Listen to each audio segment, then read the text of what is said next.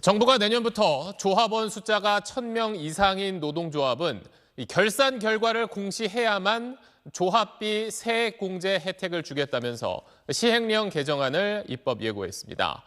회계장부를 제출하지 않는 노조한테는 국고 보조금을 끊겠다고 한 데 이어서 압박 수위를 한층 더 높인 겁니다.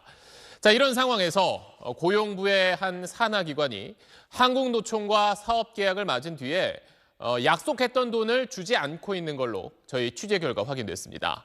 회계장부를 내지 않았다는, 그러니까 해당 사업과는 관계가 없는 이유를 들면서 돈을 주지 않고 있다는 겁니다. 정준호 기자가 단독 취재했습니다.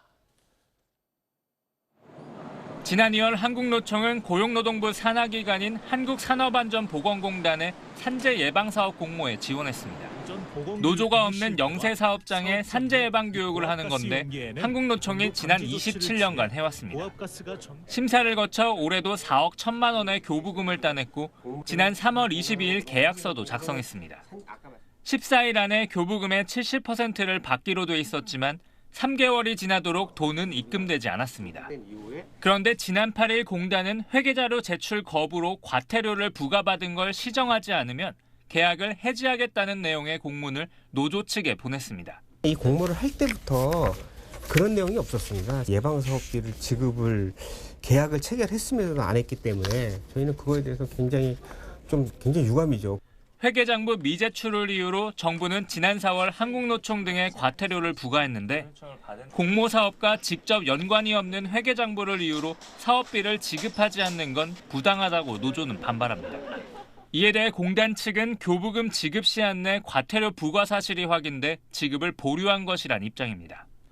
한국노총은 매년 해오던 사업이라 이미 산재 예방 교육을 진행 중인데 자체 예산 약 1억 원이 투입됐습니다. 민주노총 화학섬유식품산업노조도 같은 이유로 2천만 원 상당의 교부금을 받지 못하고 있습니다. 한국노총은 명백한 계약 위반이라며 계약 파기에 따른 소송을 진행할 계획이라고 밝혔습니다. SBS 정준호입니다.